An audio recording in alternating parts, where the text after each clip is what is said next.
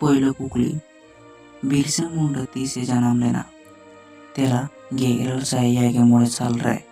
बार number कुकली Birsa Munda तीसे गुर लेना तेला 1900 साल रेना 9 जून रांची जिहोल खाना रे।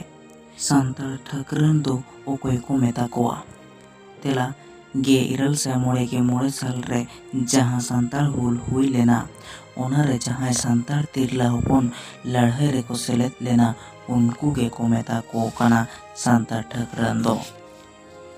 पुनाना कुकली मेरी आंदोलन रेन बिर बायर दो कोय को तेला कोंका माझी कालिया महतो रामेश्वर सिंह एमान को। मोड़ेना कुकली ओकोय पोइलो आलादा झारखंड पनत रेना कथाय मेन लेदा तेला मानतान जयपाल सिंह के आरएसएफ 9 साल रे।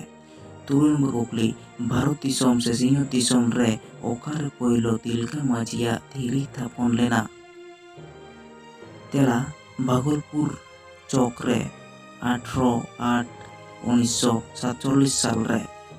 1 नंबर कुकली चांदान प्रेस सारेंगा दो स्थापन लेना तेला 2009 साल रे। 2 नंबर कुकली नारायण आर टिरकू रेन पापाता ᱧᱩᱛᱩᱢ ᱫᱚ ᱪᱮᱫ तेला सिधु मुर्मू। 3 नंबर कुकली 30 खन कोलकाता दूरदर्शन रे सानताड़ी प्रोग्राम चला कना तेला 1996 साल रेना 12 अगस्त। 11 नंबर कुकली तिलका माझी 30 अगस्त क्लिवलैंड साहेब ए तुम गोज लेदिया तेला 13 जनवरी 1784 साल रे।